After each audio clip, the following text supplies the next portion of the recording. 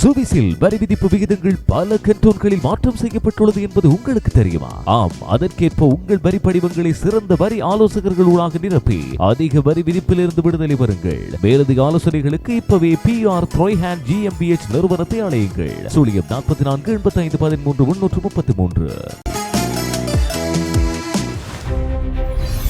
நீங்கள் இணைந்திருப்பது சுவிஸ் தமிழ் டிவியின் சிறப்பு செய்திகளோடு.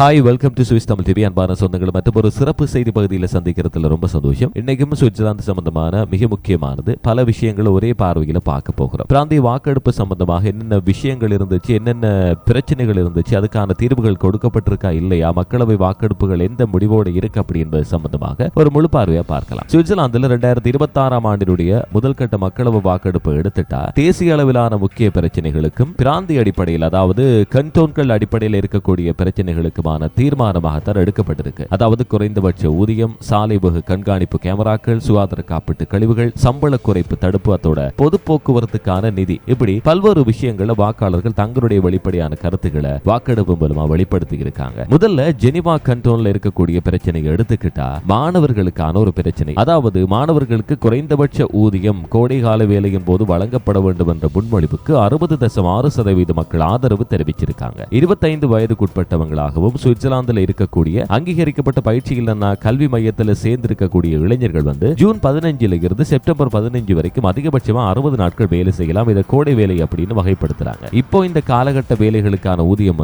பொது குறைந்தபட்ச ஊதியத்தோட 75% இருக்கணும். 2026 ஆண்டுல ஜெனிவாவினுடைய பொது குறைந்தபட்ச ஊதியம் ஒரு மணி நேரத்துக்கு எவ்வளவுன்னு தெரியுமா? 24.59 பிராங்கா இருக்கு. அடுத்தது ஆர்கவ் கண்டோன்ல வேக கண்காணிப்பு கேமராக்கள் சம்பந்தமான பல பிரச்சனை இருந்துச்சு. வாக்கெடுப்பு நடந்துச்சு. குறைந்த வித்தியாசத்தோட முன்மொழிவு நிறைவேற்றப்பட்டு இருக்கு. அதாவது 50.5% வாக்காளர்கள் ஆதரவு தெரிவிச்சிருக்காங்க. இளைஞர் லிபரல் கட்சி மூலமாக முயற்சிக்கான முன்மொழிவு வைக்கப்படுது. அதாவது என்ன பிரச்சனைனா, நகராட்சி போலீசார் மாத்திரம்தான் தனிப்பட்ட முறையில் நிறுவலாம் அப்படின்னு இதுவரைக்கும் வேக கேமராக்களுக்கான கட்டுப்பாடு இருந்துச்சு. ஆனா இனி கண்டோன் அரசோட அனுமதியும் அவசியம். அந்த இடத்துல உண்மையில சால பாதுகாப்பு பிரச்சனை இருந்தா அப்படின்னு நிரூபிக்கப்பட்டா தான் அதுக்கான அனுமதியும் வழங்கப்படும் அப்படின்னு சொல்லப்படுது. அடுத்ததா பாசல் லண்ட்ஷாஃப்ட் கண்டோன்ல எடுத்துக்கிட்டா சுகாதார காப்பீட்டு கட்டணங்களை முழுமையாக வருமான வரியிலிருந்து கழிக்கணும் என்றதுக்கான அனுமதி கேட்டாங்க. முன்மொழிவை வாக்காளர்கள் நிராகரிச்சிட்டாங்க. நடுத்தர வருமான குடும்பங்களோட சுமையை குறைக்கணும் இந்த முன்மொழிவை கொண்டு வந்தா அதுக்கு ஆப்புன்னு நடந்துடுச்சு. கண்டோன் நாடாளுமன்றம் மாற்று முன்மொழிவா என்ன சொல்றாங்கன்னா, காப்பீட்டு கழிவு வரம்பு அதிகரிக்கலாம் என்ற திட்டத்தை வச்சாங்க. அதாவது பெரியவங்களுக்கு 2000 பிராங்க்ல இருந்து 3000 பிராங்கா உயர்த்தும் திட்டத்தை முன் வச்சிருக்காங்க. ஆனா வாக்காளர்கள் 2 முன்மொழிவையுமே நிராகரிச்சிருக்காங்க.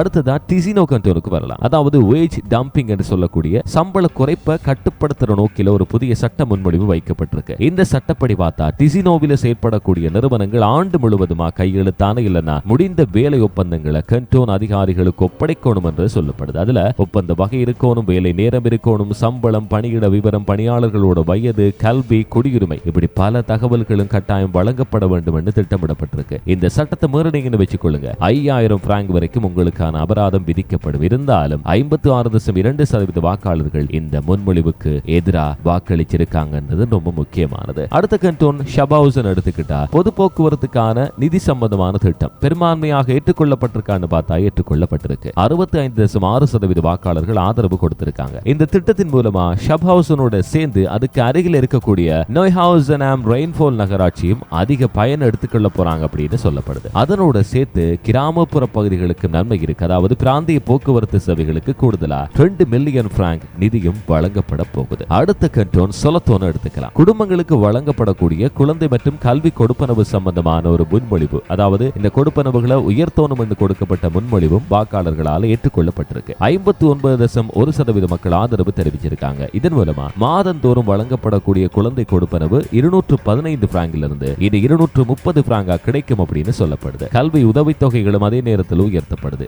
ஆண்டுக்கு சுமார் 8 மில்லியன் பிராங்க் செலவாகிற இந்த திட்டத்தின் பெரும்பகுதியை முதலாளிகள் மூலமா நிதி அளிக்க முடியும். அவங்க இதுக்கு ஹெல்ப் பண்ணுவாங்கன்னு சொல்லப்பட்டிருக்கு. இந்த வாக்கெடுப்பெல்லாம் சுவிட்சர்லாந்தினுடைய நேரடி ஜனநாயக அமைப்பினுடைய பெருமதி வாய்ந்த முக்கியத்துவத்தை மீண்டும் வலியுறுத்துது. தேசிய மட்டத்தில் மாத்திரம் இல்லாம ஒவ்வொரு கண்டோன்லையும் மக்களோட அன்றாட வாழ்க்கையை நேரடியா பாதிக்கிற முடிவுகளை மக்களே தீர்மானிப்பாங்க. அதுதான் தனித்துவமான அரசியலும் கூட அப்படின்னு சொல்லப்படுது சுவிட்சர்லாந்துல. மீண்டும் ஒரு எபிசோட் மூலமா சந்திக்கலாம். பாய்.